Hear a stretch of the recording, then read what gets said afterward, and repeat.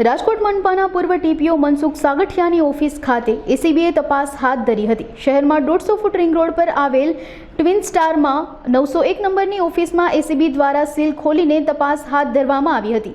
તપાસ દરમિયાન સાગઠિયાની ઓફિસમાંથી કરોડોની રોકડ રકમ અને સોનું મળી આવ્યું હતું।